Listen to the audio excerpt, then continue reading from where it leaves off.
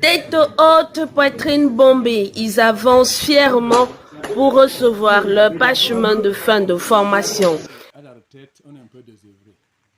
On a laissé sa vie professionnelle pour entrer dans la vie sociale, dans la vie civile.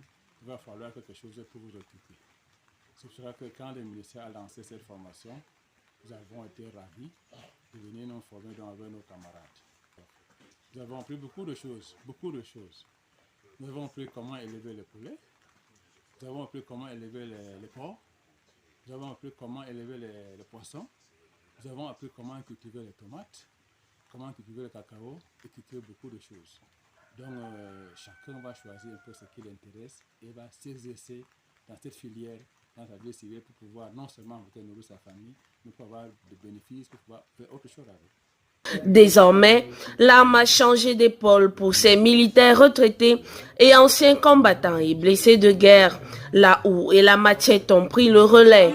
Que je suis allée en retraite, je me débrouille à faire des petites cultures tout autour de la maison, faire des petits champs pour pouvoir vivre.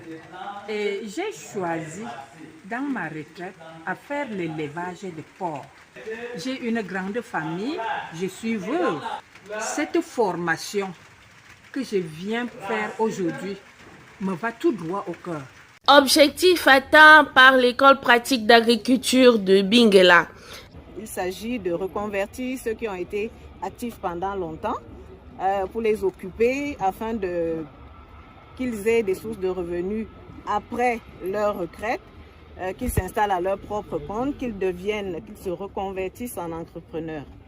C'était exactement cela le vœu du ministère de la Défense en déployant ici 60 des 120 premiers bénéficiaires de ce programme. Paris tenu donc.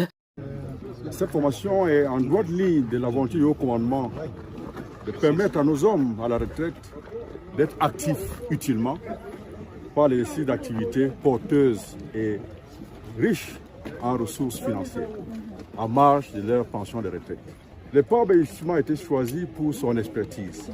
C'est une école de renommée nationale et qui a des infrastructures capables de soutenir ce genre de formation.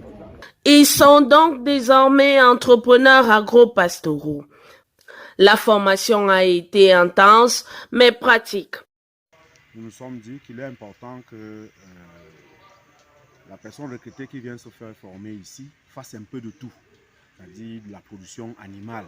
Vous verrez dans nos différents plateaux techniques, on fait de la production du poulet de chair, de porc, de la pisciculture hors sol, c'est-à-dire dans les bacs ou dans les étangs. Nous faisons également la production du miel, l'élevage des escargots, l'élevage des anotons. Donc l'idée c'est de renforcer les capacités.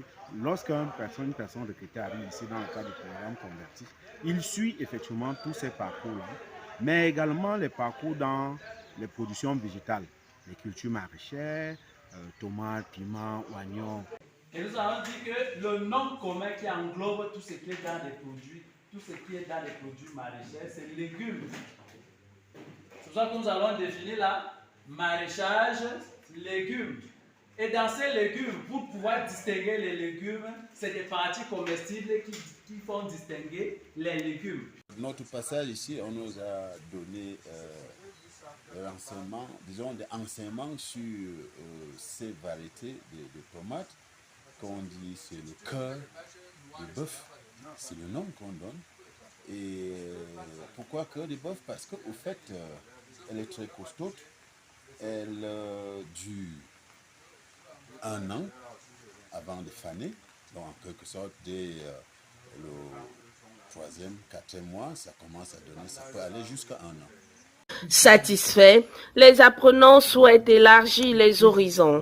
Surtout occuper les militaires au lieu que à la retraite, vous vous levez le matin, vous allez seulement là où on boit. Quand vous retrouvez des gens qui ont fait beaucoup de choses, qui connaissent même beaucoup le pays partout, ils ont circulé, ils ont même été à l'étranger, mais ils ne font rien à la retraite, ils sont là, ils boivent la bière le matin. Alors, il faut changer cette donne. On peut encore être productif après l'armée. On a défendu le pays. Maintenant, il faut donc s'impliquer dans l'économie. C'est là même la volonté de la Chambre d'agriculture, d'élevage et de pêche à mener les autres administrations, qu'elles soient publiques ou privées, à emboîter le pas au ministère de la Défense.